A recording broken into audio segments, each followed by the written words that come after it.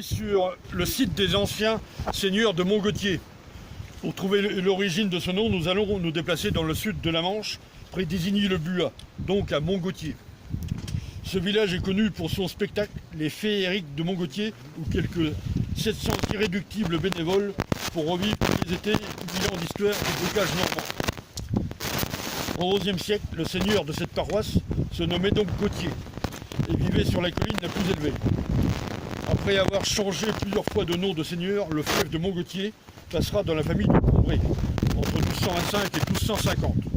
Cette famille était donc implantée dans cette commune de Combray, donc proche de Thury-Harcourt. Fini les rentes ou donations à l'abbaye de Savigny. Le seigneur de Combray les honorerait au prieuré du Plessis-Grimoux.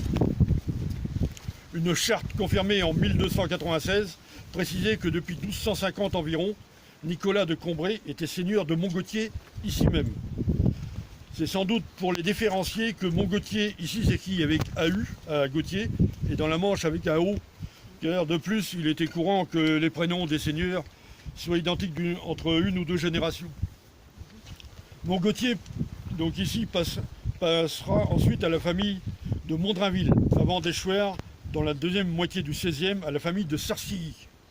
Cette famille d'origine bretonne arriva en Normandie en 1360 et a régné sur bon nombre de communes. Combray donc, Saint-Sylvain, Herne, Montgautier, Cauville, Mézières, Ayran, Aigueville, Breucourt, Saint-Lambert, etc., etc.